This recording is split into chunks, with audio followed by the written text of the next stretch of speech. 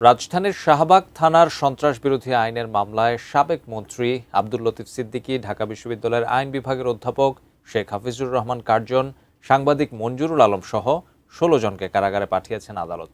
Dhaka metropolitan magistrate সারা ফারজানা হক এই আদেশ দেন।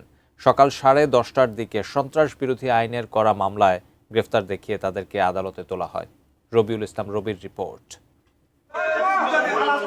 বৃহস্পতিবার ঢাকা রিপোর্টার্স ইউনিটিতে আমাদের মহান স্বাধীনতা যুদ্ধ এবং বাংলাদেশের সংবিধান শীর্ষক গোলটেবিল আলোচনার আয়োজন করে মঞ্চ ৭১ নামের একটি সংগঠন। আলোচনায় অংশ নেন সাবেক মন্ত্রী আব্দুল লতিফ সিদ্দিকী, ঢাকা বিশ্ববিদ্যালয়ের আইন বিভাগের অধ্যাপক শেখ হাফিজুর রহমান কার্জন, সাংবাদিক মঞ্জুরুল আলম সহ অনেকে।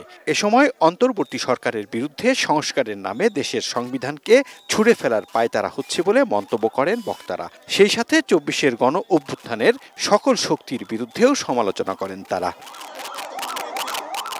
এমন আলোচনার খবর পেয়ে বৈষম্য বিরোধী আন্দোলনের অংশীজনরা মিছিল নিয়ে ডিআরইউতে প্রবেশ করেন। এক পর্যায়ে আলোচকদের অবরুদ্ধ করে রাখেন তারা।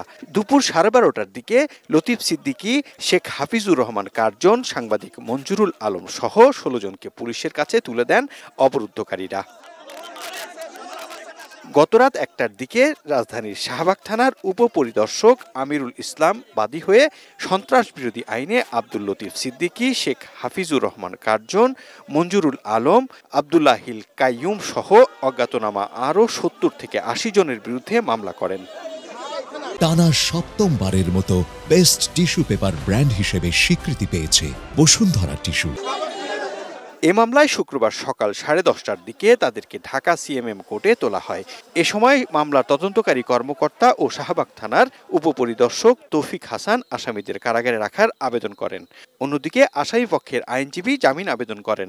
রাষ্ট্রপক্ষের অতিরিক্ত পাবলিক প্রসিকিউটর শামসুদ্দোহা সুমন জামিনের বিরোধিতা করেন। এই মামলার আইও জেল হাজতে প্রেরণের জন্য মাননীয় আদালতের কাছে আবেদন করেছেন।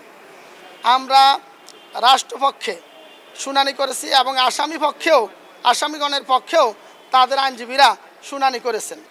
বিজ্ঞ আদালত জনাব সারা ফারজানা হক স্যার আমাদের উভয় পক্ষের বক্তব্য শ্রবণান্তে উনি সন্তুষ্ট হয়ে এই আসামিদেরকে সিডব্লিউ মূলে জেল হাজতে প্রেরণের নির্দেশ দেন।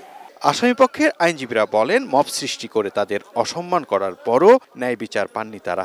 একজন মুক্তিযোদ্ধা, একজন সাংবাদিক, একজন বিশিষ্ট অধ্যাপক, ঢাকা বিশ্ববিদ্যালয়ের আইন বিভাগের অধ্যাপক সহ আরও অন্যান্য সম্মানিত ব্যক্তিবর্গ, তাদের সাথে ওপেনে মব করা হলো এবং তাদেরকে লাঞ্ছিত করা হলো যেখানে তারা ভিকটিম হয়েছে, অথচ তাদেরকেই আবার কোর্টে এনে গ্রেপ্তার দেখানো হচ্ছে, তাও আবার সন্ত্রাস বিরোধী আইনে।